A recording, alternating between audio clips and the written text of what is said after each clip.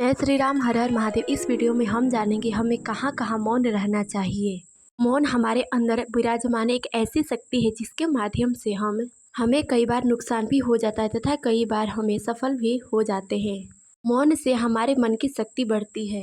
नीति शास्त्रों के अनुसार व्यक्ति को कुछ जगहों पर मौन रहना चाहिए, जिसमें उसके कई फायदे हैं। शास्त्रों में यह बताया गया कि यदि आप इन 11 जगहों पर मौन नहीं रहते हैं तो आप किसी मुसीबत में भी पड़ सकते हैं।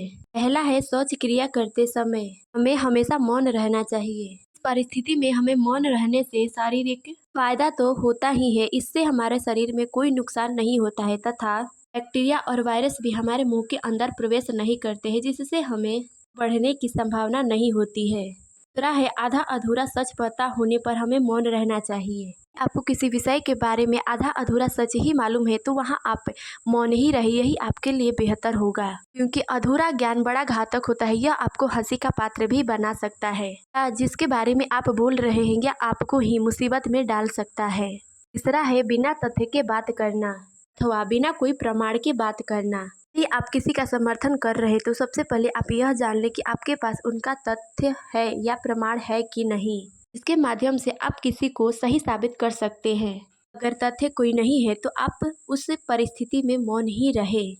चौथा है, जब आपका किसी मुद्दे से कोई संबंध नहीं है तो उस स्थिति में आपको मौन ही रहना उचित है। यदि किसी बात पर कोई बहस चल रही है और आपका उस मुद्दे से उस बात से कोई लेना देना नहीं है, कोई संबंध नहीं है, लेकिन फिर भी आप बीच में कोई ना कोई बात लेकर के टोक देते हैं, कोई ना कोई बात लेकर के बीच में अपनी योग्यता जनाते हैं, तो यह आपके लिए समझदारी नहीं है। अतः इस स्थिति में आपको मौन रहना ही उचित होगा। पांचवा है, जब कोई किसी के बारे में आपसे बुराई कर रहा है तो इस स्थिति में भी आपको मौन रहना ही उचित है। जब कोई आदमी किसी तीसरे व्यक्ति की आपके सामने बुराई कर रहा है तो आपको बस चुपचाप मौन होकर सुनते रहना है। अगर नहीं सुन सकते तो वहाँ से हट जाइए, क्योंकि यदि आप उसके बात का समर्थन करते हैं या उसके बात का हाँ या ना में जवाब देंगे तो जो व्यक्ति किसी तीसरे की बुराई आपके सामने कर रहा है वह कल किसी और के सामने आपकी बुराई भी कर सकता है। अतः इस परिस्थिति में भी आपको मौन रहना ही उचित है। छठवां है, किसी बात पर या किसी के ऊपर चिल्लाने से अच्छा है मौन रहना। यदि आपके साथ किसी का झगड़ा हो गया है या आपसे कोई बहस कर रहा है और वह चिल्ला कर बात कर रहा है तो आप उसे समझाइए। यदि नहीं समझ रहा है तो आप कुछ क्षण के लिए मौन हो जाएं। किसी के ऊपर चिल्लाने से आपके व्यवहार के बारे में दूसरों को पता चलता है और आपकी छवि भी खराब होती है। यदि आप बिना चिल्लाए कोई बात नहीं कह सकते हैं तो या तो वहाँ से हट जाइए या उस स्थिति में मौन होकर सामने वाले की बात सुनिए, उसके बाद ही आप कुछ बोले। सातवां है, जब कोई आपकी भावनाओं को, आपकी बातों को नहीं समझ रहा है तो उस स्थिति में भी आपको मौन रहना ही उचित है। यदि आपको लग रहा है कि आपकी भावनाओं को, आपके दुखों को, आपकी परेशानियों को कोई शब्दों के माध्यम से नहीं समझ रहा है तो आपकी बातों को ध्यान से नहीं सुन रहा है या उसका आपसे कोई लगाव नहीं है, ऐसे व्यक्ति के सामने आपका चुप रहना ही उचित है। क्योंकि ऐसे लोगों के सामने आप कितना भी कुछ कह ले, आपके दुख से, आपकी परेशानियों से कोई मतलब नहीं होता है। ऐसे लोगों को अपनी परेशानियों बताने से वो सिर्फ आपका मजाक ही बनाएंगे। अतः इस परिस्थिति में भी आपको चुप रहना ही उचित है। आठवां है, जब कोई व्यक्ति आपसे अपने दुख, अपनी परेशानियों के बारे में बता रहा है। यदि कोई व्यक्ति आपसे अपने दुख परेशानियों को बता रहा है तो इसका मतलब वो आपसे लगाव रखता है और आपको अपना समझ रहा है।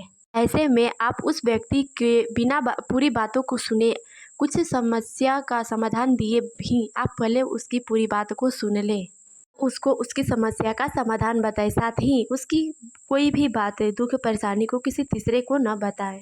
वह है, क्रोध या घृणा करने वाले लोगों के सामने ही मौन रहे। तब कोई आपका अपना या आपका कोई सगे संबंधी आपका अपमान कर रहा है, आपके ऊपर क्रोध कर रहा है, आपसे घृणा कर रहा है, ऐसी परिस्थिति में भी मौन रहना चाहिए ताकि सामने वाला का क्रोध पूरी तरह से बाहर निकल जाए। यदि आप सही है तो आप उससे बिल्कुल भी माफ़ी न मांगे और चुप रहकर सही समय का इंतजार करें।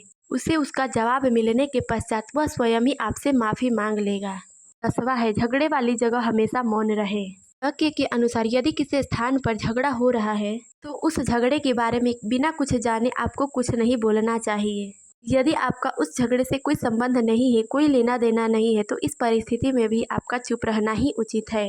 अगर आप उस झगड़े के बारे में जो कुछ जानते हैं, आपके दो सलाह से वो झगड़ा निपट जाता है तो अवश्य बोले। 12 है, खुद की तारीफ खुद करने से बचे। वाक्य के अनुसार कहीं कहीं स्थान पर कई कई लोग ऐसे हैं जो खुद की तारीफ खुद से ही करते हैं। ऐसे स्थान पर समझदार व्यक्ति का मौन रहना ही उचित है।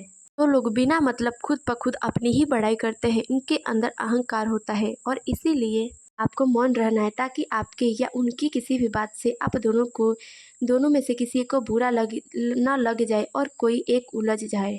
इस परिस्थिति में भी आपको मौन ही रहना है। जय श्री राम, हर हर महादेव।